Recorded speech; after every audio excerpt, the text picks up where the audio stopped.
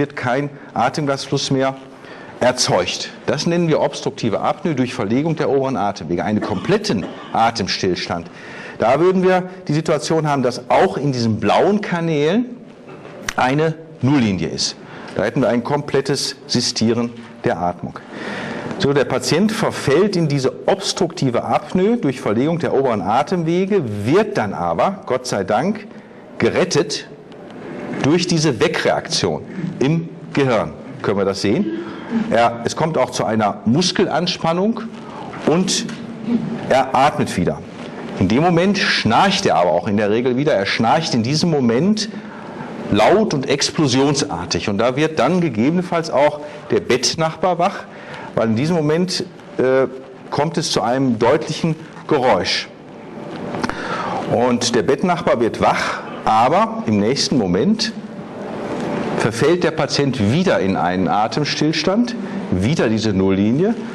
Und das sind hier einige Sekunden, wie Sie das hier unten sehen, 30 Sekunden von 180 bis 240, sogar noch etwas länger.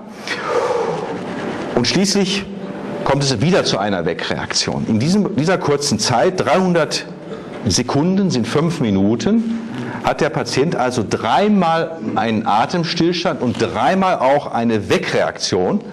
Wir nennen das im Englischen Arousal. Der Patient wird wach, aber nicht bewusst wach. Er kann sich auch meistens gar nicht an diesen Wachzustand erinnern. Erinnern kann man sich erst an das Wachsein, wenn man länger als 3 oder 4 Minuten wach ist. Er ist nur kurze Zeit, 20, 30 Sekunden wach und schläft dann wieder sofort ein, hat wieder seinen Atemstillstand. Und wozu führen diese Wegreaktionen? In 5 Minuten dreimal wach geworden. Was sind die Folgen wohl? Das wissen alle. Morgens ist man wie gerädert, man ist müde. Der Schlaf ist nicht mehr erholsam. Wir sprechen auch von einem sogenannten nicht erholsamen Schlaf. Und das ist die Hauptfolge einer obstruktiven Schlafapnoe. Und so ein Patient hat natürlich sehr viel Stress in der Nacht, unbewussten Stress, an den er sich gar nicht erinnert. Aber es kommt zum Beispiel zu allen möglichen Hormonausschüttungen, beispielsweise das Stresshormon Adrenalin. Und dann kommt es zu einer Kreislaufbelastung, weil ja auch hier eine enorme Belastung des Kreislaufes durch die Sauerstoffuntersättigung gegeben ist.